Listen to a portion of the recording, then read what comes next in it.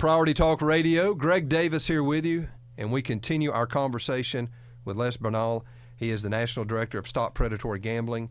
He is with us for a series of segments that are going to air in various formats, both through our radio program, our audio podcast, Priority Talk Radio, and then also on our Priority Talk Radio Facebook page and other video venues. So if you're just joining us and you're jumping into this segment, you're going to want to go back and find the others as well. They pretty much stand alone, each one. You can listen to them separately or in order. It really wouldn't matter. But you definitely want to continue to listen because we are exposing what we believe is a predatory industry. And we're hoping and praying that we can convince enough people in our state not to legalize and bring this into our state. Of course, we do know that gambling happens illegally in our state. Certainly it does. People break the law, and they break all laws, quite honestly. But we have talked about earlier in another part of this conversation that legalizing something has never stopped people from still doing it illegally. That just doesn't work. It adds to it. It adds to it. Yeah. That's right. Really, all you do is you move the goalposts for the people who do it illegally. That's right. It just changes the game. But right. People that break the law break the law. They don't just suddenly line up to be to just fall in line and follow all the laws and be squeaky clean. That's not the way they operate. That's right. So, sports betting. That's something we haven't gotten into. Certainly, sports betting is illegal in the state of Alabama from a commercialized standpoint. Now, as we said earlier, people making bets between themselves or something like that, just personal. Okay, that's not really what we're talking about. Okay, that I don't think that's very wise to do myself. Okay, that's another issue. That's not good stewardship, but that's another issue. But when you start getting into commercialized sports betting, then you're getting into something else. Now, many people think of sports betting as betting on the Alabama or Auburn game on Saturday, but betting on the line of the game, and then you place another bet next Friday for next Saturday's game. And maybe for a long time, maybe that's sort of the way it was. All right, you call your bookie and you get your call, you get it in. But that is not what sports betting is now.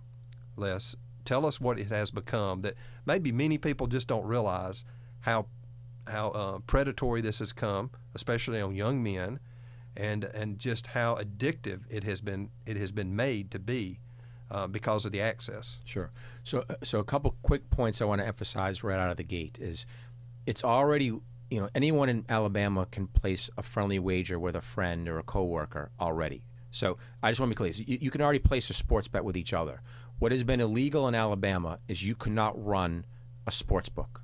Okay, you couldn't be the person taking bets because the business, as we've talked about throughout this series, is inherently it's a form of consumer financial fraud. It's a ripoff. That's why it's been illegal. Okay, so today in our country, we have, and I will say that there's public officials, state legislators of both parties who stand up and say, hey, people are doing this anyways. We should bring this in. What they're referring to is the March Madness brackets, the Super Bowl office pools, that type of stuff. Like, again, that's form of social gambling. People have already been doing that. People aren't doing it, they're not running it as a business. It's on the fringe of society, right? It's just part, it's not being advertised in the middle of games. So I just want to make sure that's clear out of the gate. Mm-hmm. But what's happening today is in America, we have an epidemic of child and teen gambling in every state that has legalized online sports gambling. And the reason for that is, and if you've watched a sporting event in the last 3 years, you know what I'm talking about, is almost every other advertisement is a relentless barrage of advertising, luring people in to download these sports gambling apps onto their phones and computers, to go to your local, sometimes even restaurants will have, sports books now. Sure. And place bets. And it's not just betting on the outcome of a game. It's betting what's called in-play wagering. So we talked about how addictive electronic gambling machines were. What the gambling industry has tried to do is make the experience of playing online sports gambling or betting on sports the equivalent of playing a slot machine, meaning that you're betting, instead of betting like on the outcome of a game, you're betting every 5 seconds. You can bet every play. Yeah, every play of a game, every pitch of a baseball game, every play of a football game. Is the next play going to be a run or a pass? More than 5 yards or less than 5 yards. Yeah. Everything like that. Anything you can imagine to keep you in constant action and through the internet they have you in constant access. So it's like literally opening a Las Vegas casino right in your kid's bedroom or in your living room or in your workplace. Okay. And they push you, they constantly are incentivizing you to keep gambling more. If you've taken out, say you realize you've lost too much, they'll send you, hey, here's $100 worth of free bets to try to keep you in constant action, because they know if I can keep you gambling, you're gonna keep chasing your losses. Now, do they really give you $100 of free bets? Well, they'll give you $100, but you can't pull that money out. You have to place the bets. A lot of times, these big ads you'll see on TV. But to get the 100, do you have to bet 500?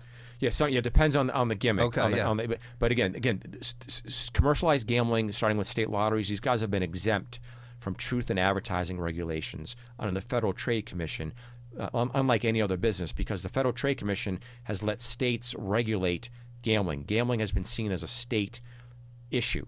And so they left it up to states to decide for themselves. And because states are a partner with the industry, and the states want the money, the states are making money from this. This industry gets away with business practices that no other industry gets away with, whether it's lotteries, casinos, and now online gambling. Mm-hmm. And so in terms of how it impacts kids, as you have kids today, as young as 8, 9 years old, on playgrounds and school cafeterias, who kids who used to collect baseball cards growing up, now they're talking about parlay bets, which is a way to bet on sports. They're talking about, in-play wagering, those types of activities. And so you have kids today walking in with their parents into Gamblers Anonymous meetings in state after state where this has been happening. And this isn't just like where state lotteries and brick and mortar casinos, the impact of those, they really impact, in terms of the gambling impact, really affects lower income people generally. Mm-hmm. This is an issue that's now impacting, in addition to hitting low-income families, it's also hitting middle-income and upper-income families. If your kid watches sports, they're getting hit by this. And one of the things your listeners need to understand is, in the big picture, this isn't even about online sports gambling. The online sports gambling is what gets people to sign up. So whether you're a brick-and-mortar casino that operates sports gambling, or whether you're an online sports book, like DraftKings and all these, DraftKings, I want to throw out some of the names so MGM, people know what we're talking about. Caesars, so on. Like, you can't watch a sporting event without seeing them. Yeah, I mean, but those companies at their core and where they make the bulk of their profits, it's not on online sports gambling. It's on online casino gambling. So there's presently 6 states in America where they could ram through online casino gambling as well. And so what they do is, whether it's brick and mortar casinos or online sports books, sports gambling brings people in the door. Okay, it gets you to sign up. Online sports books, it gets you to sign up on the app. But then what the goal is to legalize, build a database of gamblers and then cross-market you to the online casino piece. Okay, so now instead of, NFL season is 17 games, right, regular season. But what they really want is you wagering on online slots 7 days a week, 24 hours a day, online blackjack, online roulette, constantly. And they'll incentivize you with free slots play, to cross you over from the sports book onto the online casino piece. So people are playing casino-style games on their mobile device, on their phone. Just they like don't have to go. They don't have to go to the brick and mortar. And so, and you should say, like, in the state lotteries today, just to bring up them for 1 second, they're offering these same type of online casino-like games. So that's the future of the industry, is to bring it online into your home. And it's like playing a slot machine, but on your phone, tablet, or computer. And so you can just sit in your pajamas and literally lose your retirement savings, your Social Security check, your kid's college tuition, your rent money, your mortgage check. Well, I've heard stories of young men, in particular young married men, laying in the bed beside their young wife and basically losing everything they have overnight while their wife sleeps. Maybe they got behind on an NFL or an NBA game that night, and so people need to understand, they start chasing because of their losses. Yeah. And they don't want to have to tell their wife the next morning, I lost thousands of dollars. So then they can even begin to bet on sports on the other side of the world. That's right. In different time zones. And by sports, we're talking about sports they've never even heard of. In my sports, it's not that they're following the team. No, they're betting on like Belarusian table tennis games in 3 a.m. Trying to catch up from what they lost on basketball or football or baseball that night. They're betting on squash, from India. Squash games, like, has nothing to do with the sport. And it's about keeping them in constant action, because again, we're talking about a known, dangerous, and addictive product under that the American Psychiatric Association has recognized as addictive and as dangerous as opioids, cocaine, and heroin, and that's what they're pumping in through the internet in partnership with state government. So Alabama today, like the evidence from states is damning.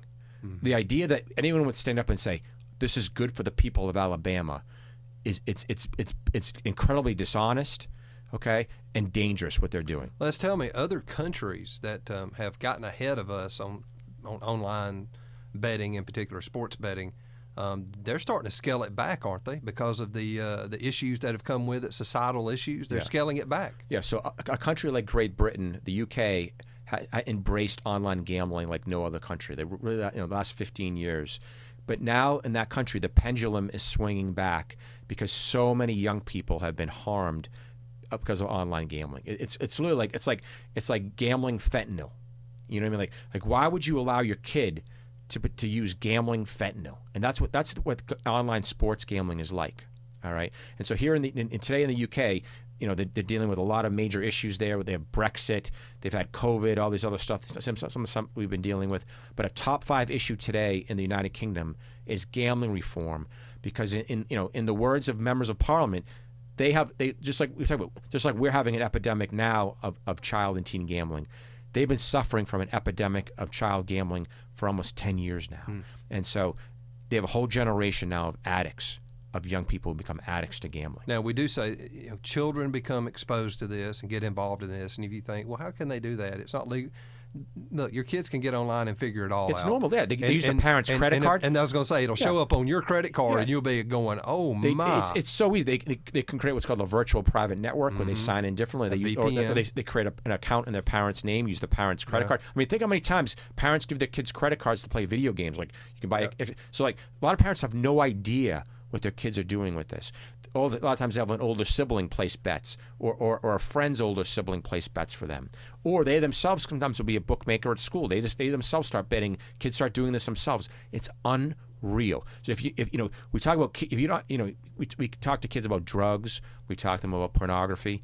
The day has come where you need to be talking. If you have grandchildren, kids, nieces and nephews, you need to be talking about your kids about predatory gambling, just like you talk to them about drugs and pornography and other dangerous and addictive products. I'm amazed, even here in our state, that how much sports betting is promoted by legitimate outlets, media outlets. They promote it even though it's illegal.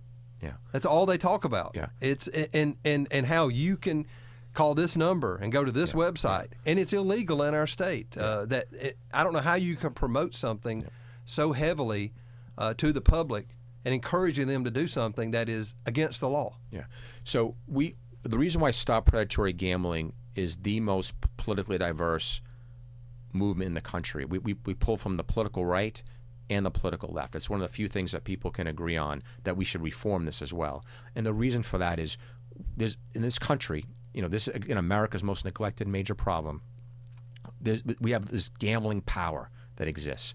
It's made up of gambling operators, our state government officials and federal officials of both political parties, big media companies. Okay, they've come together in this kind of cartel to promote these dangerous and addictive forms of gambling to profit on the expense of the American people. Okay, so you have media companies like ESPN, your local sports networks, all these guys promoting. They're making money from all the advertising. And not just those. I'm talking our local outlets. Yeah, the local newspapers. In a state where it's illegal. Local newspapers are making money from this. It's funding newspapers have been suffering. So now they have a whole sports staff dedicated to talking about sports gambling because the gambling operators make so much. It's very dangerous, and if you've got young men in your life in particular, kids, teenagers particularly, college age, they're the up bullseye. into young adulthood, they're in the bullseye, they're after them. It's marketed as though you can't even It's enjoy. an epidemic. That's the only way to describe it. There's an epidemic of teen and child gambling in America. You can't even enjoy watching sports unless you bet on it. Yeah, and I mentioned this earlier. The New York State government said the number one demographic calling into the gambling addiction hotline today is young adults and teenagers.